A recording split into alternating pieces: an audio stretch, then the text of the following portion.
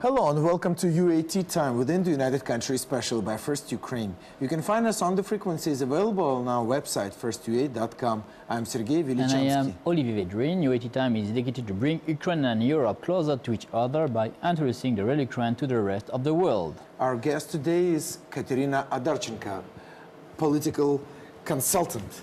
Okay. Welcome. Good afternoon to you. Yeah.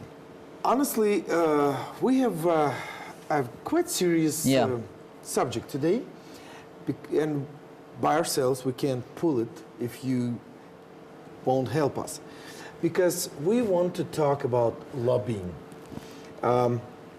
especially with the possibilities of Ukrainian business to move on to Europe.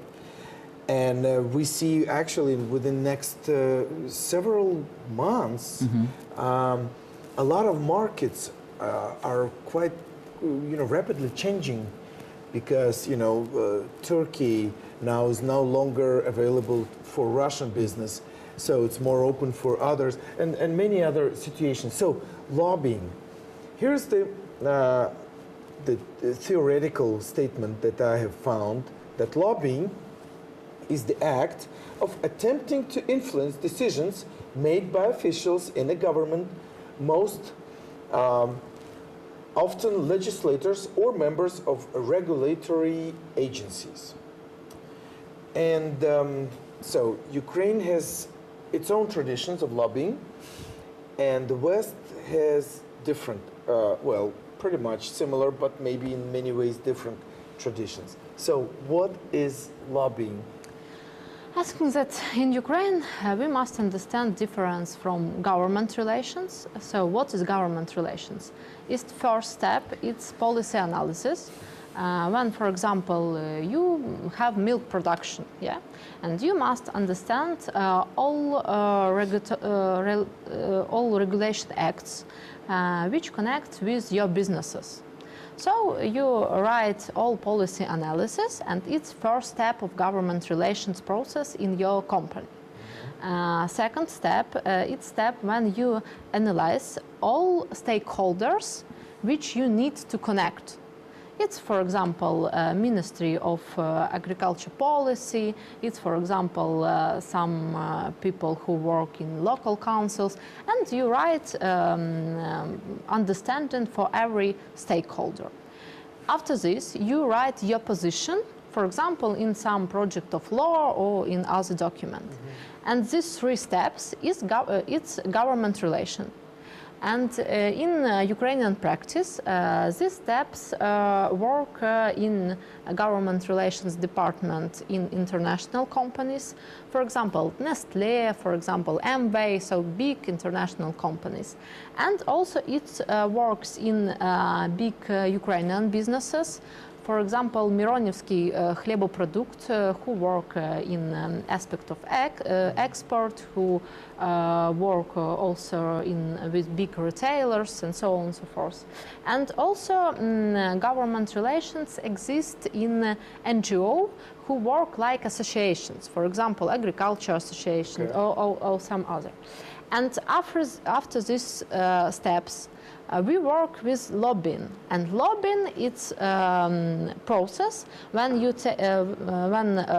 some politician or some political leaders or some couloir leader take this your law, which you write with your lawyers, consultants, media experts, and so on and so forth, and this person help you to provide your position in Ukrainian law. And this formula really exists in some cases in Ukraine, but we haven't not very huge number of these cases in Ukraine. The thing is, I have found out, and it was quite interesting for me, that even in the West, in some comment sections of some websites on lobbying, people think the similar way as I think in some ways, like lobbying, they call legal bribery that widens the gap between wealthy and poor. And another comment is payments to legislators to influence legislation is like bribery. Money sent to legislators by a lobbyist should be illegal. Am I wrong? So Okay, then, as you know, I am a professor, and in France, I give some courses about lobbying in business school, Okay. and also in a very high institute, political institute.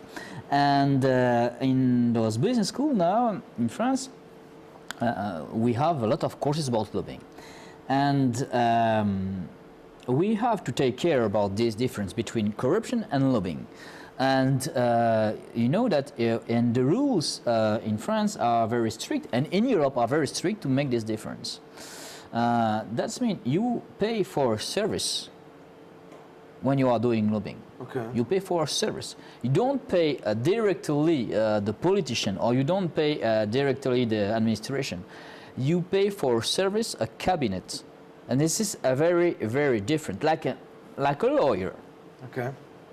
This is very different. So you're talking about a company or a group of companies pays to a professional lobbyist whose responsibility is to represent their interests. For example, I want to sell a product and I want to do some lobbying. Okay, then I will have to do some influence. First, I have to do influence in communication. That means in my process, I have to do influence and communication to prepare the people to do. If I prepare the people to allow with some articles, then I will do a pressure on the government. After that, I have to prepare some document to some representative of the government. Then I put the pressure on the people, I put the pressure of to some representatives of the government, and at the end, I propose a law. That's lobbying. Okay. Well, is there a difference between that lobbying and the practices in Ukraine? In Ukraine, big difference. In Ukraine, we have good practices of lobbying, and I also can give to you one example. It's example of agriculture lobbying in parliament, and it starts from policy analysis of European directives, and it's connect with taxes in this field. And big team of lawyers give this analysis like white policy book, you know, but it's much cheaper than white policy book. And after this, all analysis discuss with regulator, with NGOs, all NGOs who work with agriculture sector, and also with Ministry of Finance.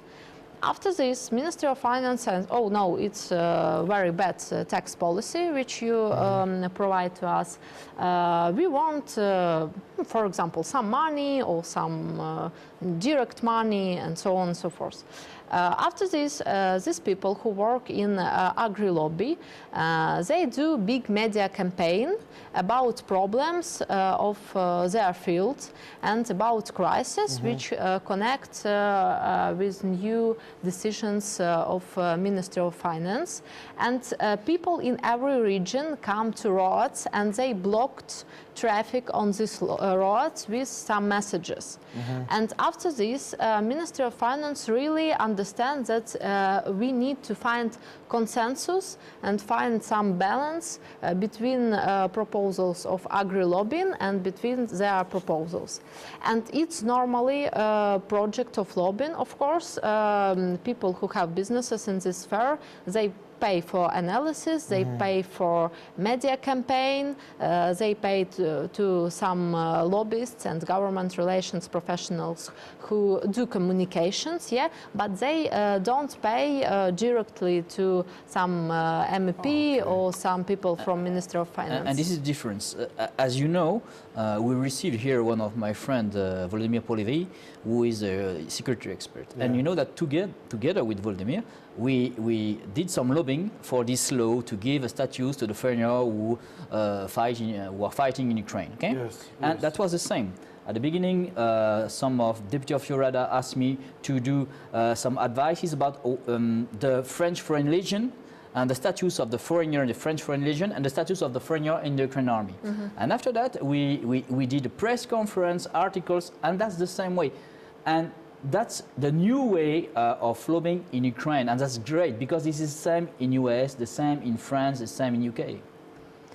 But we also have bad practices really in Ukraine, and I see some pools. In these pools, people understand lobbying like corruption. Yeah. Why? Because, for example, you have big factory, and this factory not suitable in some ecological standards. Yeah. And you don't want to buy some filters and so on and so forth, and you go to a regulator, local or governor regulator, and owner of this factory said that I give to you some money, and you, for example, delete all information about my standards and so on and so forth. And really in Ukraine, and this connects with this situation when we haven't some pre-institutions. So we haven't, for example, universities which have courses devoted to lobbying. Or we haven't some big associations which devoted to lobbying. Only last year we registered first association for JR professionals and lobbyists in Ukraine. And only last year we provide first government relations forum about good practices of public affairs, or in Europe lobbying also named for public affairs. We'll come back to that in a little second. If you have any questions for us, find us on the Facebook, facebook.com/UATtime. Tell us what your questions are, what you want us to, to invite, or who do you want us to invite. So would be more than happy to do that. So let's continue. Yeah, I think you have to do a big difference. We can maybe give another definition about lobbying. Lobbying is influence. Political influence, Yeah. political or economical influence, but influence. That means if you want to do influence, you have a process. You have a professional process to the influence, and in this process you have different steps. And this is very different from corruption, because in corruption you have only one step. You arrive with money. Well, but that's what. That's what I think. Some of the issues right now with our government,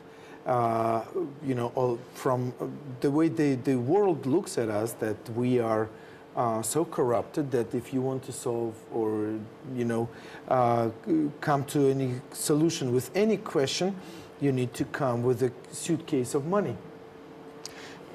It's very useful. Lobbying very useful for policy and for government. For example, you must write some plans of reforms, but government haven't money to do really good analysis, because it's, for example, from 10 till I think that's 1900 dollars. And it's really a problem for government that people who work for 1,000 of hryvnias don't want and don't have possibility to write this level of analysis. And for example, you like government, ask NGOs or lobbying company who work, for example, with agri sector or with energy sector to write this analysis. crisis. And then when you have a good document, you find balance between interest of this sector or this sphere of interest and interest of government, of your tax policy, and so on and so forth. So process of lobbying is good also for country. And I must say that in Ukraine also all process of lobbying is on the beginning, because in modern history we have, for example, associations like papers. So some person come to government and said, oh, it's my association. Who are you? How many people in your association? For example, in German practices, association of political consultants and second association which connect with public affairs, so on and so forth, give to lobbyists some documents which verify their opportunity to lobby. Okay. And it's also interesting position, because in process of decision-making process, all these lobbyists can take part legally. And it's interesting. And in Ukraine, we have one project of lobbying law.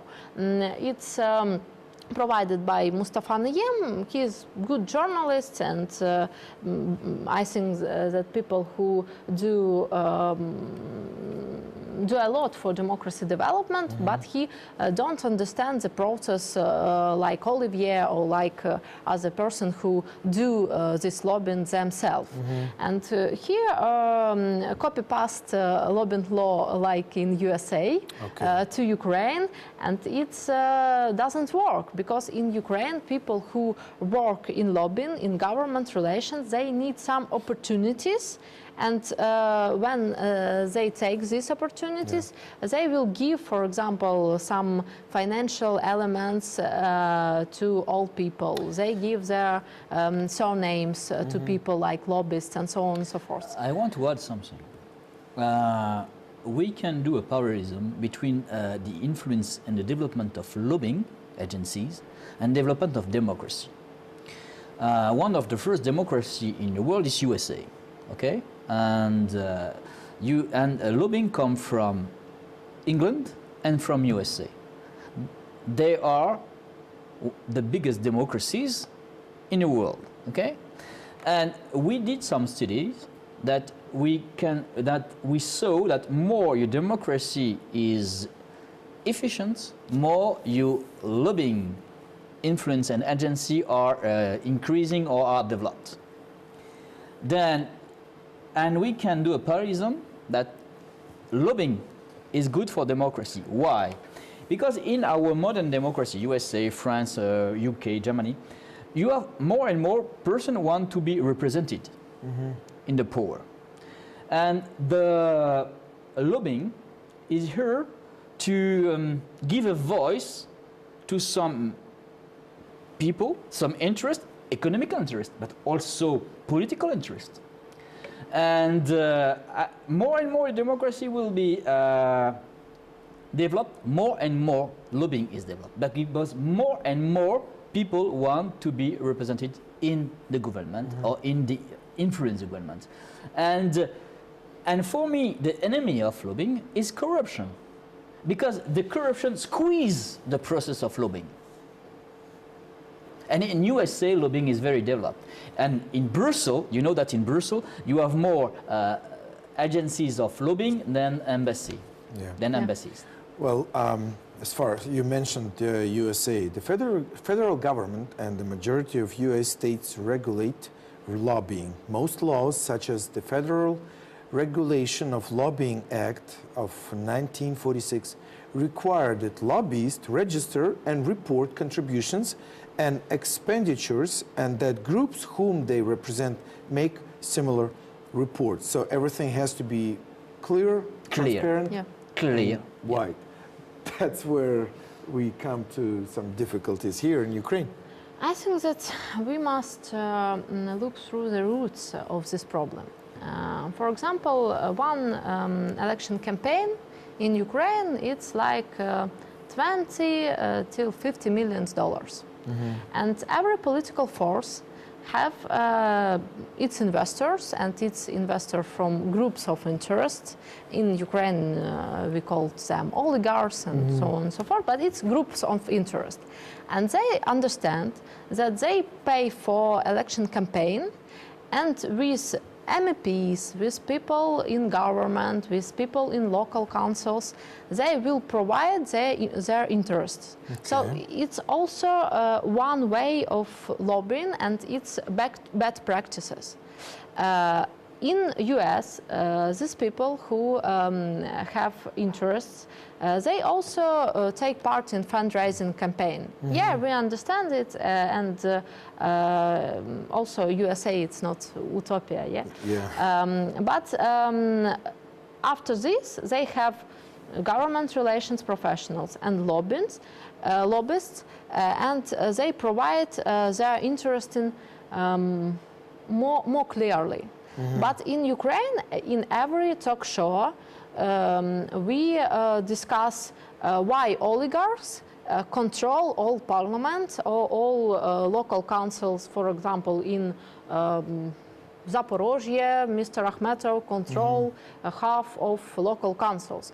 Yeah, it's really true, because Mr. Akhmetov controlled mostly big factories and big plants in Zaporozhye, and it's understandable why people from these factories and plants vote for person who also connects with Mr. Akhmetov. And it's a problem, and it's also a problem of our young democracy and of our also political institutions. What can we do to change it? I know you started doing some forums and some events, educational or yes. what? Let's talk about the next event, next forum in April. Yeah, Yes. 22nd of April we planned to bring second government relations forum. Okay. It's forum devoted to government relations practices and good lobbying practices in Ukraine. And for example, at last forum we also taught about practices in Europe. Mr. Christian Defoyu, he is head of public affairs organization in Brussels. He also taught about some comparative analysis between our practices and practices in Brussels. But on the next forum in April, we will talk about government relations in every sphere. It will be energy, it will be farm sector, it will be development, it will be also negotiations between some local associations, for example, association of people who hold cafes and restaurants with local councils, because in our mentality, government, it's only cabinet of minister, but in classical lobbyism, government relations, it's relation between businesses and group of interest and all stakeholders. Yeah. So it will be interesting, and I invite also you to this forum, to these discussions. In last forum, we invite 32 persons. It were persons from government relations department in international campaign, in international companies, and people who were had from some campaigning, for example, agri-campaigning, and also people who work in government relations and lobbyist company in Ukraine and also in Europe. All right. Well, time is up. Time is up. Always, it flies. Yeah. But this is an issue that we are just digging into. I think Little by little. that was interesting to give the right definition. Yes, and I would say it's just an introduction. So closer to the time of the forum, perhaps we may have you or the speaker from Brussels visit us as well, and help us develop it in a little better Yeah. understanding. Yep. Yeah, it will be super. I give to you a list of our guests and speakers. All right. Thanks. We Sounds will good. invite you again. You will present that. And we would love to come, and perhaps we may ask some tough questions there too. So, it was United Country UAT time by First Ukraine. Our guest was Kateryna Odarchenko, political consultant. Olivier Vedrine and Sergey Velichanskiy were working for you in the studio. Stay with us and we will show to you the real Ukraine. Thank you for being with us. Have a good day and see you soon.